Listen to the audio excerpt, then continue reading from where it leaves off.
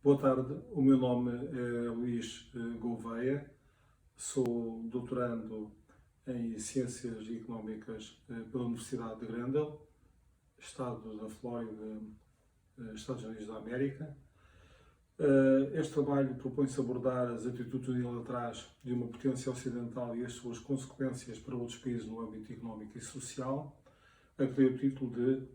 A Unilateralidade da Alemanha e as Consequências Económicas da Guerra. Para entendermos melhor esta questão, breves palavras sobre o espaço vital e a sua relação com a geopolítica e as duas guerras mundiais. A geopolítica é entendida como um instrumento de ordem estratégica para a aquisição de poder, com vista a auxiliar a defesa e o domínio de determinado território e, por vezes, possibilitar mesmo a sua ampliação. Trata-se, pois, de território num sentido lato e abstrato, próximo do espaço vital de Ratzel, e que se entende como um espaço necessário à sobrevivência de um povo que vai do território geográfico que delimita um Estado de outros, passando pelos espaços hoje denominados já numa linguagem geopolítica de águas territoriais, o espaço aéreo controlado e já há algum tempo que o espaço interplanetário começa a fazer parte do jogo geopolítico através do domínio aeroespacial. De muitos conflitos que existem no mundo, praticamente todos estão inseridos em questões geopolíticas, seja a disputa de um território ou ampliação territorial, a defesa territorial perante a invasão de interesses geoeconómicos e geopolíticos, o acesso às grandes fontes de recursos naturais existentes no mundo, com foco nos recursos minerais, onde se destaca desde logo o petróleo, o acesso a vias de comunicação fortemente estratégicas, seja por via terrestre ou marítima, até aos perpétuos movimentos independentistas que assolam Estados que contêm no seu espaço geográfico muitas nações.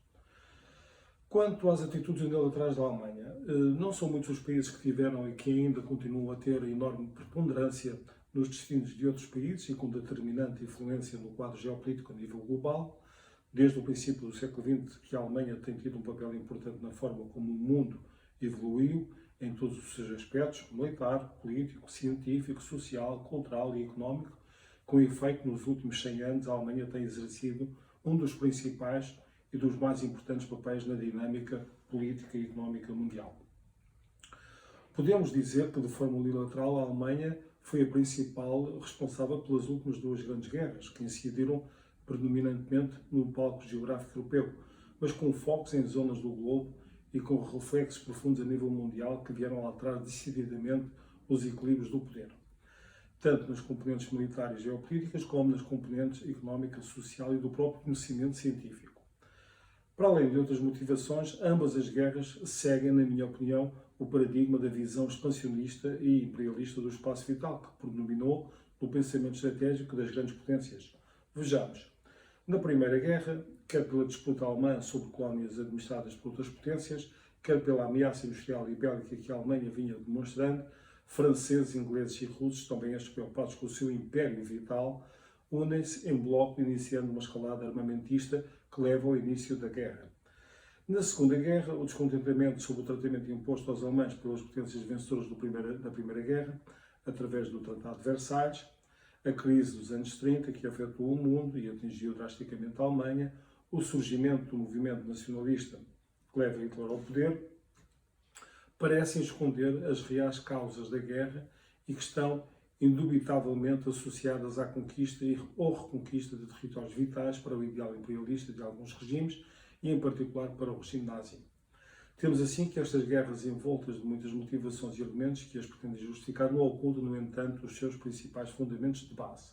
e que são, objetivamente, o poder territorial traduzido na expansão pela ocupação e pelo também domínio normativo das relações político-económicas entre países e que estão refletidas no desempenho da Alemanha neste período em matéria da sua ambição geopolítica.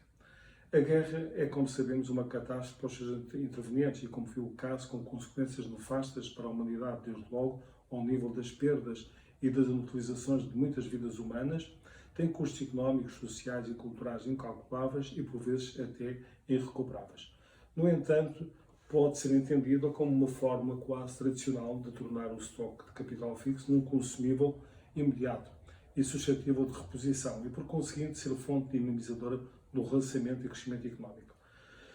As consequências para o mundo do desempenho unilateral por parte da Alemanha, enquanto potência económica que culminou com a Segunda Guerra, são por mais evidentes, quer no aspecto militar, político, social e cultural, quer nos aspectos do conhecimento científico, tecnológico e económico. Em termos económicos, podemos identificar três fases destas consequências. A guerra, propriamente dita, período em que a paralisia económica, o subaproveitamento dos recursos e a sua própria destruição são uma realidade dramática nos países intervenientes, mas que, por encadeamento natural, os países alheios aos conflitos, nomeadamente as economias mais frágeis, acabam por sofrer dos mesmos dramas, onde se releva a escassez, a inflação e o aprofundar da pobreza.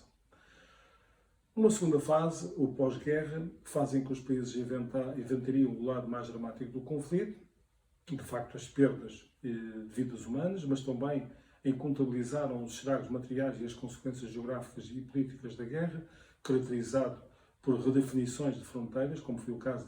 objetivo da própria divisão da Alemanha, e abstrato o surgimento de dois blocos geopolíticos, o bloco leste socialista e o bloco ocidental capitalista. A planificação de reconstrução das infraestruturas básicas e as estratégias e definições sobre a atividade produtiva a desenvolver foram tidas em elevada reflexão, consubstanciado, como sabemos, no Programa de Recuperação Europeia, concebido pela ajuda americana para os países devastados pela guerra e conhecido pelo Plano Marshall. Inicialmente tratou-se de um período ainda de enormes carências económicas, que depois deu lugar a uma fase de prosperidade com altas taxas de crescimento, quer na Alemanha e nos países intervenientes, no conflito, quer em todo o mundo ocidental e em muitos países asiáticos, e que durou praticamente de 1945 até ao início dos anos 70. Se com a guerra os problemas irradiaram para zonas mais recônditas do palco de guerra, com o pós-guerra e a reconstrução europeia, os efeitos positivos do crescimento económico e da estabilidade comercial e dos excedentes gerados também se fizeram sentir de forma positiva nas economias mais frágeis fora do mundo ocidental. Uma terceira fase é a própria integração europeia, palco de duas guerras com as consequências devastadoras para a humanidade, como sabemos. Como já dissemos também, quer em vidas humanas, quer em termos económicos, a Europa estava decidida a evitar a repetição de conflitos bélicos e inserta em um caminho de cooperação interna. Primeiro, com a criação do Conselho da Europa, com objetivos claros em termos da defesa dos direitos humanos, do desenvolvimento democrático e da estabilidade política ou social da Europa. Segundo, com a fundação da Comunidade Europeia do Carvão e do Aço, SECA, por um lado, eliminando barreiras à circulação destas matérias-primas entre os países membros e propondo políticas para a instalação de novas indústrias siderúrgicas e, por outro lado, uma forma de controlar as fontes principais de matérias-primas do esforço de guerra. Estávamos assim perante o processo embrionário do mercado comum, que em 1957, com o Tratado de Roma, deu origem à Comunidade Económica Europeia. Se em termos económicos, agrícola, industrial, comercial, mas também tecnológicos e científicos, através do seu posicionamento enquanto grande potência, há muito que a Alemanha estava de volta e influenciava de forma decisiva a economia e o conhecimento na Europa e no mundo. Este seria então o período do ressurgimento da Alemanha em termos de um poder normativo, isto é, um poder influenciador projetado por alguém e legitimado por quem aceita dentro de um quadro normativo. Dennart refere que a integração europeia com a Alemanha como membro desde a primeira hora e o compromisso institucional com os restantes parceiros é parte deste poder normativo que permitiu acabar com alguns estigmas e atenuar velhos fantasmas e facilitou o acesso a outro tipo de poder e a obtenção de uma maior margem de manobra nas relações de política externa alemã. Apesar dos avanços e recuos que têm caracterizado o processo de integração europeu, a verdade é que têm sido mais as vantagens do que as desvantagens que daí advêm, quer para os membros, quer para os países terceiros. Todos têm retirado benefícios de um espaço comum que, em muitos aspectos, ainda fala de facto a muitas vozes, mas que, em termos económicos e monetários, há muito que tem uma só palavra e isso, sem dúvida, tem beneficiado o relacionamento económico e comercial a nível global. A União Europeia é, com certeza, um produto da Segunda Guerra Mundial e uma consequência da unilateralidade da Alemanha no que diz respeito à precipitação do conflito. Traumatizados pela vaga de morte e destruição de grande parte dos seus recursos, os europeus estão determinados a evitar novas guerras, fomentando a estabilidade e a equidade económica e social na sua zona geográfica, mas também projetando para o mundo o exemplo de um espaço comunitário agregador de grandes divergências e desigualdades, é verdade, mas com eficiências económicas e sociais comprovadas e também, se não a parte mais importante, como garante da perpetuidade da paz. Muito boa tarde e obrigado.